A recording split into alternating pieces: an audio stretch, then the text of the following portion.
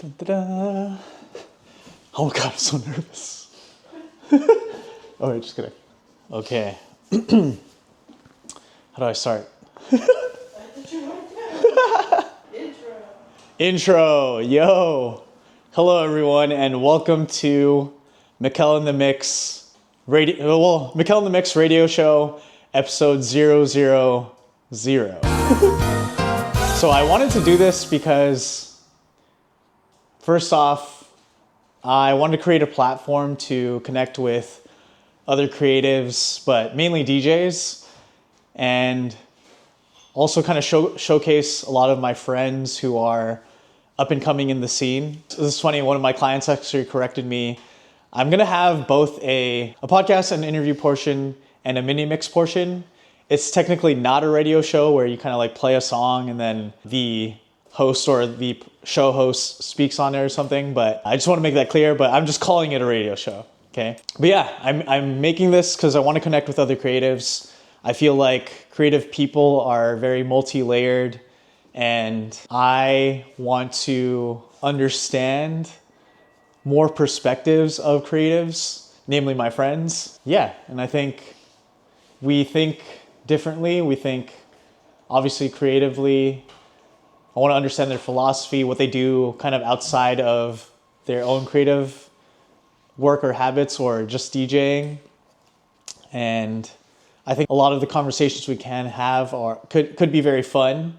So I wanted to do this to be with a purpose and to be intentional. My main purpose is to connect with a lot of my friends who are in the creative scene, but also create a platform. So let's say if ever manifesting, we host like a big artist in the future, I'm able to have a platform where I can get to know that person as well. So who am I? My name is Mikel Fulgencio. I'm 34 years old. I am actually a private personal trainer, but I'm also a DJ.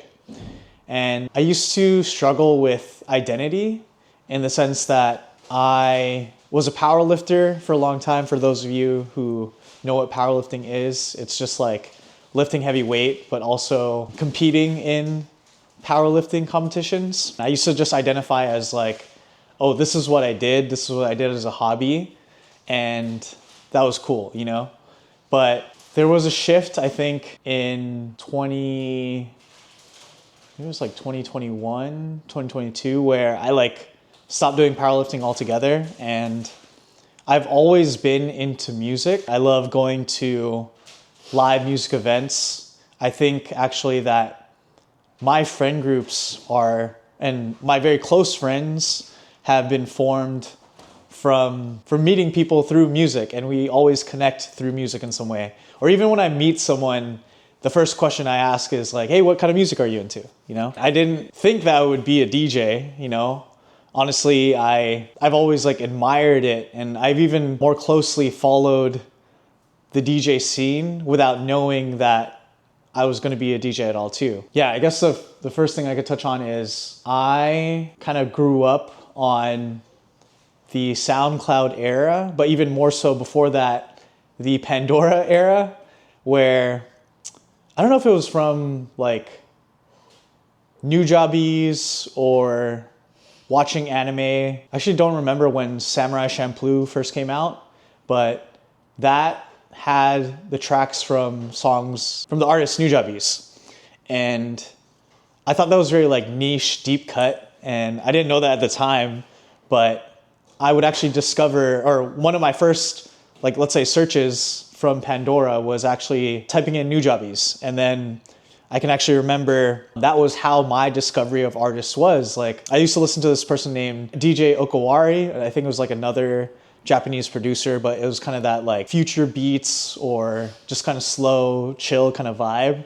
And then started using SoundCloud, and that actually made me dip into selection and discovering who Kaytranada and Sam Gigliardi were back in like 2014. And I could like even put the screenshots of my old SoundCloud playlist because that was me discovering music.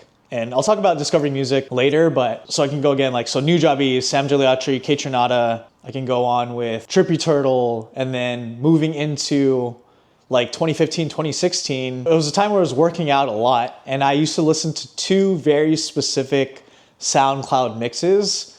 They were from Hard Summer.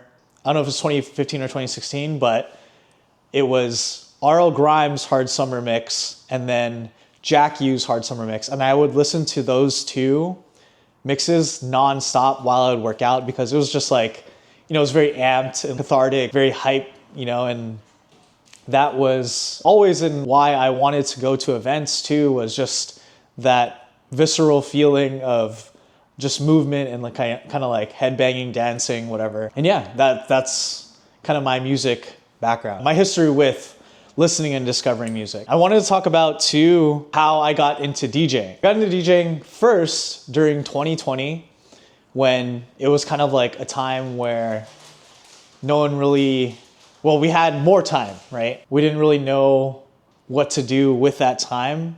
And one of my best friends, Pat, shout out Pat, actually taught me in that time. And I'm probably gonna also put a clip of that video. I think it was me and JJ, we came over, kind of taught us a little bit about beat matching. And I think it was like with a Trippy Turtle song, but we were so like fucking hyped when I got that first real transition. Oh, I think it was... Hey, got it.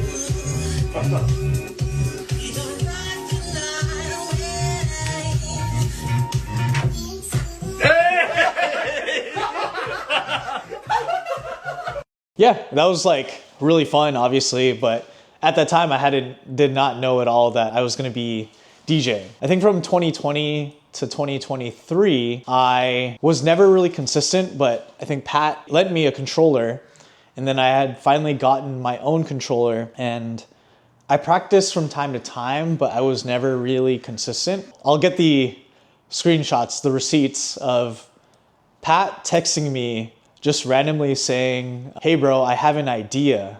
And it was actually to do a Twitch stream for 5 consecutive weeks in a row so that we could put ourselves out there as DJs. Now, a little bit of history, like I've known Pat for a very long time. There was a time period after 2020 where Pat had moved to Hayward and then to San Ramon or Dublin, but there was this time period where we didn't hang out as often. That was because I guess we used to go to events a lot. As my friends, we're connected through music and we love going to DJ sets or electronic music events. And I was seeing Pat like less and less just because of, it's pretty far, hard to get all the way out to San Francisco side. And one of my thoughts was with doing the Twitch stream too was, well, first, obviously I get to learn how to DJ from Pat, but also I get to hang out with my best friend again, And it was good because like it was very intentional. We were really good about doing a Twitch stream every weekend. Yeah, it was just really fun to learn, fun to have that process of digging music. And then we had a theme every week of whatever genre or something. And then we would kind of showcase our skills and what I learned. That was really fun. So what happened was on our very 5th week, I got a message from Pete. I wish like Joy recorded how giddy me and Pat were at that time because we had just finished our last Twitch stream. And then I'm reading a message from Pete saying, hey man, I've been like following you guys' Twitch stream. I wanted to give you guys an opportunity to spin at a neck of the woods and open. And like, dude, we're fucking hyped, dude. Like, I'm still so grateful. Obviously now it's like crazy because it's been a year now and we've pretty much accomplished a lot with our DJing. But that very first moment of getting our first gig was like fucking insane, And yeah, that was just like a really beautiful moment for us. Anything out there? Any thoughts? Oh, well, so I just want to say shout out first to the Groove Global fam. So what is Groove Global? I'm actually like thinking back as to like how we formulated it. Groove Global is founded by the homie Pete, myself, and Pat. It was to create, I guess, our own party or event and have something ongoing that we can build community and play the songs and genres that we've pretty much been into for a good amount of time. And gratefully, I believe we had our first one in March or February? I don't even remember. Was it February or March out there? Do you remember? February, okay. So we got our first gig at our home base, Blondie's. And that was fucking dope. You know, like just to see all your homies support for starting something new and fresh is like really cool. And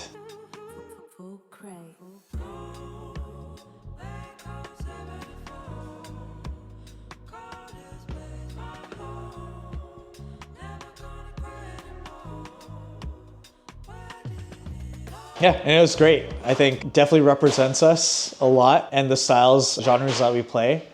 And it's been pretty great, honestly. Yeah, so talking about Blondie's, shout out to the Blondie's owner and Blondie's fam there. Especially shout out to Bree for hosting us all the time. We're like eternally grateful, and I'm really glad that we've created a strong rapport with them because they're just amazing. Like it's a good place for fostering community and getting to even like know the locals who stop by that bar, but people are just there to have a good time. For us, it's like a good learning experience because we get to practice being on an actual stage and like keep meeting more people through that. Shout out to Blondie's. Oh, here's a good side story. How I met Pete.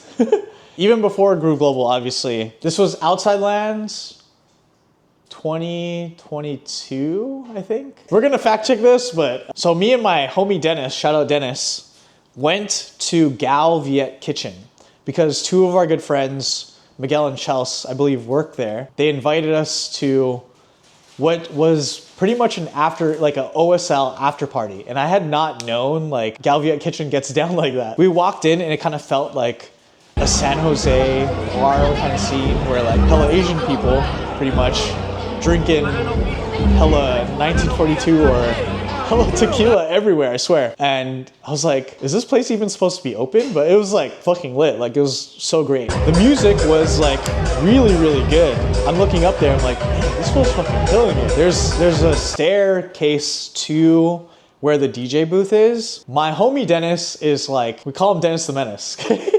And he is kind of like just like really like a go-getter kind of guy. He was just like, I want to go up there. And I'm like, dude, I don't think you can go up there. But he gets up there, okay? And he's at the top of the stairs and he's talking to just some guy. It seemed like an older gentleman. And he's like waving to me like, come up, you know? I'm like, okay, whatever, I'm going up there. It turns out this guy is just like, I think he's like the owner and he's wearing a Filipino zip up. And he's like giving us like sake to drink with him and like cheersing. And we're like, I was like, what the hell? What is going on? Right? It's like, it's a crazy, had so much fun at Outside Lands, like crazy night, right? The guy who was spinning had just finished. And I go up to him because I'm like, wow, so I've actually seen this guy on Instagram like DJing and he's like killing it. And I'm like, yo bro, nice to meet you. My name's Mikel. Like I've been seeing your stuff. You've been killing it, bro. And I remember so distinctly, Pete does this like bow thing and I'm like, oh, this is cool, you know? Like, and I say, what's up? And he's like, oh, thank you, bro. Thanks so much. And like, he was a really, really genuine guy. And I said, what's up? And that was that. Fast forward to my story about before, getting obviously Pete's Instagram and like following each other and stuff.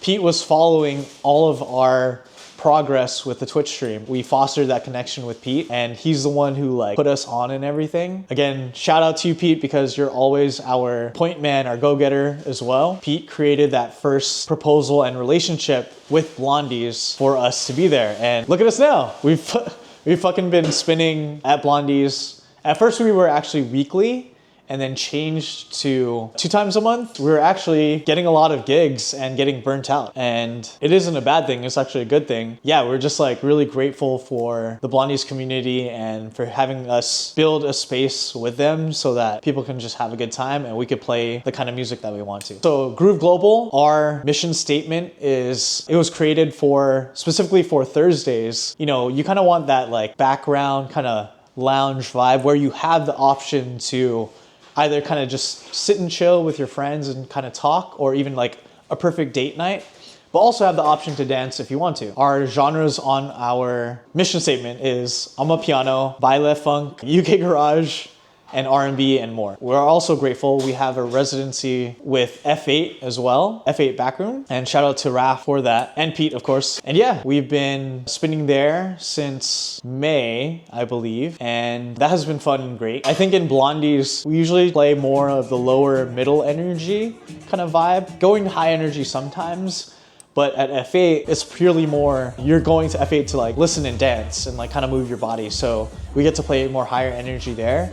And that's always really fun. Yeah, interestingly enough, it's funny because I actually played on New Year's Day, January 2024. And my goal for this year was actually to play 6 gigs, okay? Just play 6 gigs. And we now have a residency at 2 places, a monthly and 2 times a month as well, which again was weekly too. And I just recently played at 10:15, which is in the Lynn Lounge, which is like a fucking dream. And shout out to Close Sessions, Blank Slate, and The Good Fun. I'm probably missing more. I hope I don't botch anything, but shout out to 10:15 and like especially Close Sessions and Eric for putting us on for that. Because like, again, as a music enjoyer, it's pretty crazy. You know, you're like, oh, I'm just like the local DJ playing wherever and like, or just even just learning how to DJ. And then I get to play at the place that I go to see my favorite artist at. That's like fucking crazy, you know? But all I can say is, yes, it's fucking crazy, but I'm also just really grateful. And I hope to kind of manifesting, hoping to open for a bigger artist sometime in the future. And who knows? We'll see how that goes. I just want to connect with people. Like it's funny, I'll just admit, I'm recording this after I had already interviewed a bunch of my friends already. Yeah, it's like really fun to hear different perspectives other than your own, especially in this creative scene. I've been doing it in a structure where I'm very intentional with my first few questions of, I kind of do research on my friends and ask like those like, oh hey, oh my gosh, how did they even know this about me kind of things, because I'm invested in that. And I don't even think there's anyone in the Bay Area who's actually doing this. That's like kind of discovering or asking local artists what's their experience. So I'm excited to share this. Like this is something that like I'm really invested in and I want to share with the world, you know? Again, who knows, all these like SoundCloud artists that whoever the people listening or the people that you play, like their edits and stuff, I'm kind of like, whoa, well, what if I get to interview them, you know, or like have a good fun conversation with them? Like that'd be fucking awesome, right? Yeah, I'm just really excited. I still have to do my own personal mini mix as well. So I'm excited to share that. I'm excited for the viewers out there to kind of tap in and, you know, see how my homies are doing. And I kind of just want to connect with more people in the music and creative scene. So that's my main goal with this. I think music is one of the best fucking connectors in the world. Okay, I'm just gonna say that. Yeah, and my process of discovering music, how I used to with Pandora and SoundCloud, that's definitely carried a lot into the way that I DJ. Because my thing with DJing is obviously number one, I love seeing the crowd's reaction, making them invested in and like just moving. Like I wanna bring the energy so that I can make people move and have a good time. But even beyond that, I still have that same discovery drive of like finding new music, finding new edits from SoundCloud, that I get to bring that out again when I spin and DJ for others. So just actually today, something I actually have been wanting to do was, as kind of a healing my inner child thing, is to take my old SoundCloud playlist, finally download all of those songs and make my own mix with those songs. And I think that's gonna be like really fun and healing to me, because it's like reminiscing old moments, old emotions. When I used to make all these playlists, because they're a lot based on how I was feeling at the time or the emotions I was feeling at the time. Yo, what's up everyone? Just wanted to say thank you if you've made it this far for watching.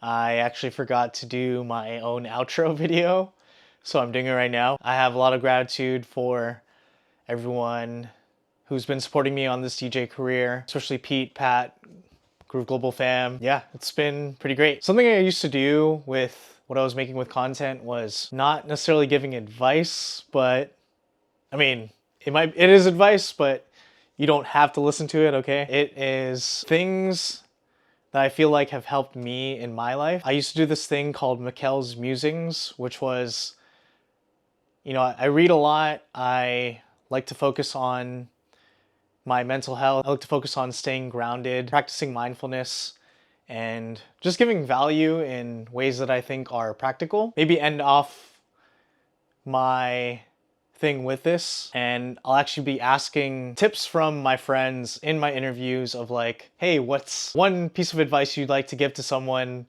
to be a better human being? So mine for today is actually to take care of yourself. I think as creative people, you know, creative work can be very hard and that can take a toll on our body. So I want to say take care of yourself, take care of your physical, your mental, your spiritual health if you subscribe to that. Just because I think it's good to be healthy, and if we want to make more things creatively, we need to make sure that we're all good and copacetic first, you know? So that's my Mikel's musings this time. Yeah, and I didn't make a YouTube mix. I actually did upload a mini mix on SoundCloud, which is my Miami bass mini mix, and really cool because it's the first time I've gotten that much engagement on SoundCloud. Big shout out to the homie Jake Diggs of Up Records. Literally a big bro. You're one of my biggest inspirations, man, for making a radio show and a podcast like this. And you know, he reposted my mix, which is like insane to me. I'm like super grateful. I am going to start a mini Miami bass mix series just because I've been like really into the sound, and I didn't even know what it was at first. I actually wrote this in my description, but shout out to DJ for showing me or telling me that this is a genre. I didn't even know it was a genre, and it's really fun, like really groovy, really digging Miami bass, and I'm going to make a mini Miami bass mix series, and that's going to be most of how my mixes are going to go. But next time, I promise I will record my set on YouTube. And yeah, just want to say thank you to all of my friends who I've already interviewed. You saw, and you kind of got a hint of actually who I've already interviewed so far, and I'm actually really excited to interview all of my other friends, and you guys know who you are. I will get to you soon, I promise. And if you want to be on this podcast or interview, please hit me up. I really want to meet you. I want to get to know who you are, and I want to learn about you. So reach out to me. To end off, I guess this is YouTube, so if you can, please give me a like, subscribe, comment, even share. This would probably really help the channel. I do want to keep going with this and grow this channel organically. It's something I'm really passionate about. I just want to keep learning more about creatives and learn more about my friends, but also build this platform and build it with whoever's interested in this. But yeah, with that, I just want to say much love to all of you for watching. I appreciate you guys a lot. And yeah, let's keep giving value and creating together. Peace.